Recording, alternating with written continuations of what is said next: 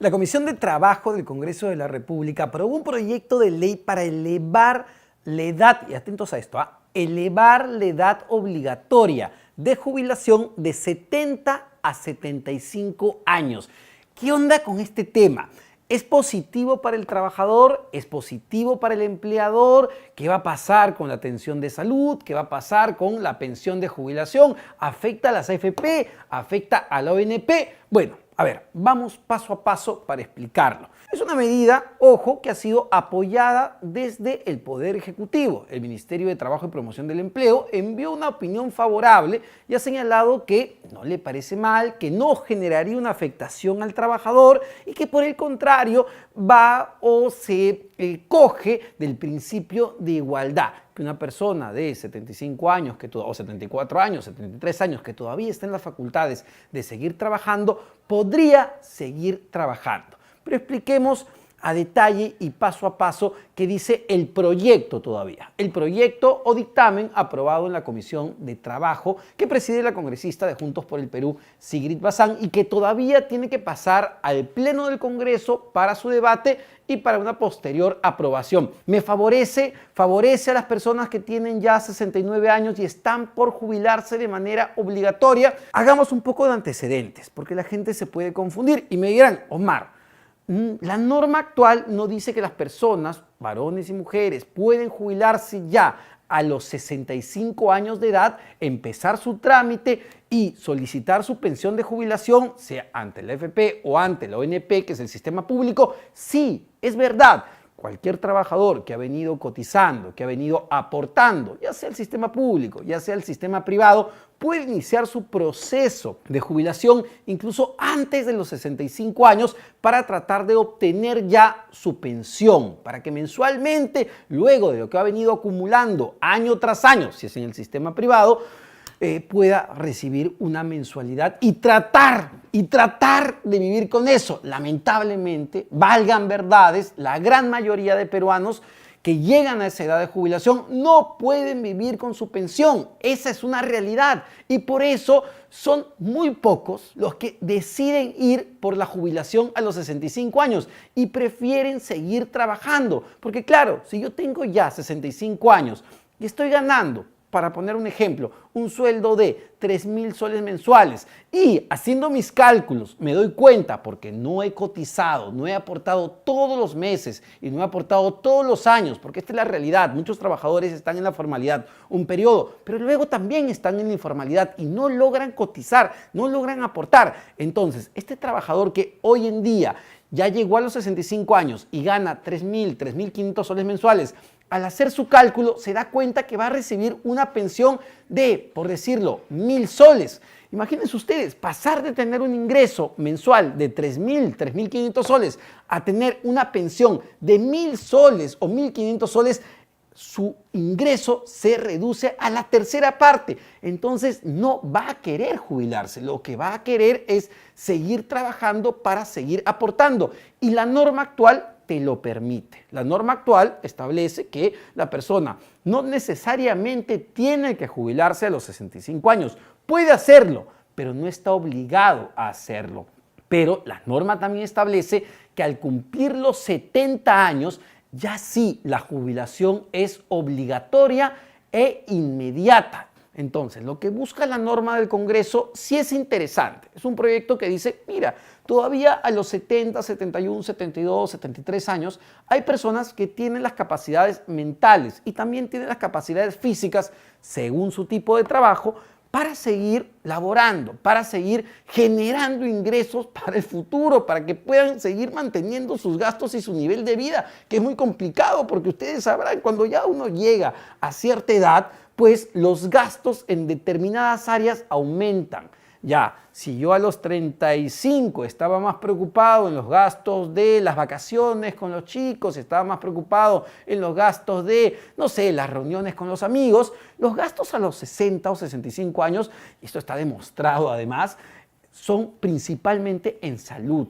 Por eso es importante cuando hablamos de sistemas de protección social, no solo pensar en la pensión, pensar también en la cobertura de salud, que es clave, pero no nos escapemos de ese tema. Si yo todavía tengo las capacidades mentales y físicas a los 72 años de seguir trabajando, porque por ahí soy un profesor universitario y mi trabajo tiene que ver más con un plano mental, teórico.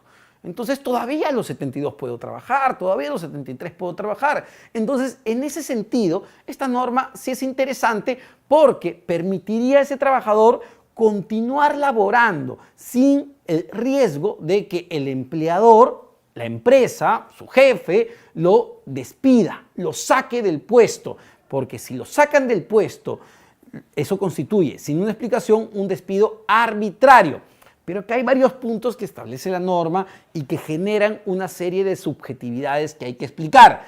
Es de inmediato, basta que el trabajador, llegado a los 70, 69 años, pida continuar trabajando para que esto se cumpla, y aquí empiezan los problemas con el proyecto que ya se aprobó en la Comisión de Trabajo que preside la congresista Sigrid Bazán. Lo que establece el dictamen es que para que el trabajador pueda extender de manera excepcional por 5 años más su función de 70 a 75 años, tiene que solicitarlo antes de haber cumplido los 70 años. Tendría que calificar previamente el empleador si es que realmente existen las condiciones, de repente psicológicas, las condiciones físicas del trabajador para seguir laborando 5 años más. ¿Basta que lo pida? No. Y aquí viene el problema. La norma establece que el trabajador, al hacer esta solicitud, tiene que presentar un informe de una junta médica multidisciplinaria, es decir, varios médicos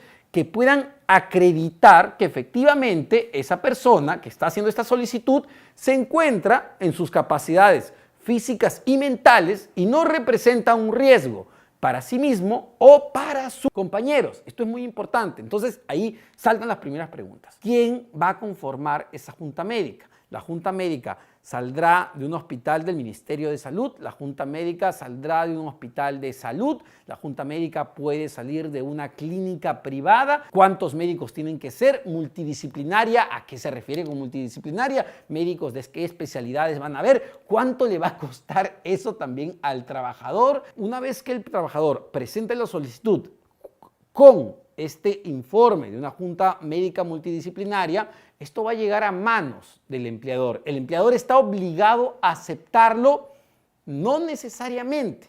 Está en manos del empleador también decidir, pero ojo, no de manera arbitraria, si requiere todavía de los servicios de ese trabajador que ya cumplió los 70 años o ya supera los 70 años. Es decir, el empleador no puede rechazar de manera automática la solicitud del trabajador mientras esté presente el informe médico. Pero si el empleador decide ya no contar más con los servicios de ese trabajador que cumplió los 70 años, debe presentar, y aquí viene otra subjetividad, debe presentar un informe que provenga del área de recursos humanos, de la empresa o de la institución, que acredite o que explique por qué ya ese trabajador que cumplió los 70 años no es necesario para el servicio que se está requiriendo.